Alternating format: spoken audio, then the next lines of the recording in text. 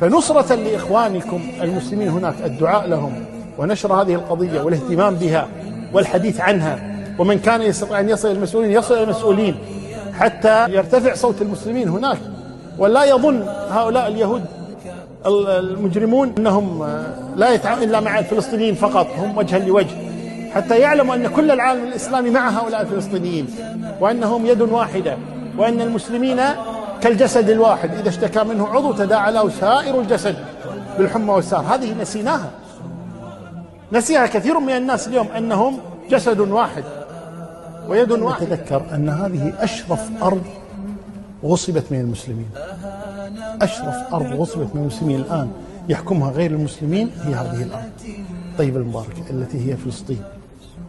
ثم كذلك هذه أرض مقدسة، كما قال موسى عليه الصلاة والسلام: يا قوم ادخلوا الأرض المقدسة التي كتب الله لكم، إذ ناداه ربه بالوادي المقدس طوى.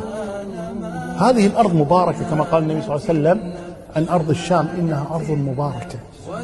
فلا يجوز أن تهمل، لا يجوز أبدا أن تمر علينا هذه الأحداث أمر عادي. البعض حتى يمكن لما يشوف التلفزيون أو تجيه الأخبار بالواتساب أو غيره أو كذا ما يطالعها، مل وهو يرى عن فلسطين وعن كذا وما يحدث فيها. فلا بد أن نعرف لهذه الأرض قدرها، ولا بد أن ننصر المسلمين هناك. ويجب على حكومات دول الإسلام، الدول المسلمة اليوم، أن تتقي الله تبارك وتعالى في هذه الأرض وهؤلاء الناس الذين فعلا تحملوا ما لا يتحمله غيرهم في بقائهم في هذه الأرض وعدم تسليمها لليهود، خاصة المسجد الأقصى، ورفضهم اليوم أن توضع البوابات الإلكترونية أو غيرها حتى لا يكون لليهود سلطة على المسجد. هم يدخلون من يشاء ويمنعون من يشاء، كانوا هم الآن الذين يسيطرون على هذا المسجد. سلطة المسجد ما زالت للفلسطينيين للمسلمين. فلا يجوز الإنسان يأخذ الموضوع هذا أن عادي، شو المشكلة، كلهم حاطين بوابات وكذا. لا، حاطين بوابات، احنا اللي ندخل وحنا اللي نخرج، احنا اللي نسيطر. وهذا كان موافقة لهم على هذا الأمر وتسليم لهم بهذا الأمر. ويصدق على هذا بعض الناس الذين يسافرون اليوم لبيت المقدس مثلا، يريد أن يصلي هناك. مشكلة هذا السفر أن الذي يسافر إلى هناك يدخل تحت سلطة اليهود، كأنه يقر لهم: نعم أنتم أصحاب الأرض وأنتم أستأذنكم.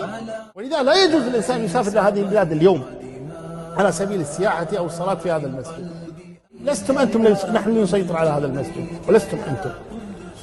فعلينا أن نقف معهم في هذا الأمر، وأن ندعو لهم، وأن نأمر ونطلب من حكام المسلمين عموما أن يتدخلوا في مثل هذا الموضوع.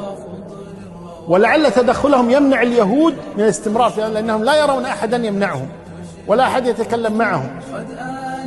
فعلينا نحن الشعوب الذي نقدر عليه من الدعاء لهم ونصرة قضيتهم ونشرها والامتناع من السفر للسياحة هناك. في السابق كان المصري يتكلم عن فلسطين، والمغربي يتكلم عن فلسطين، والجزائري يتكلم عن فلسطين، واللبناني يتكلم عن فلسطين.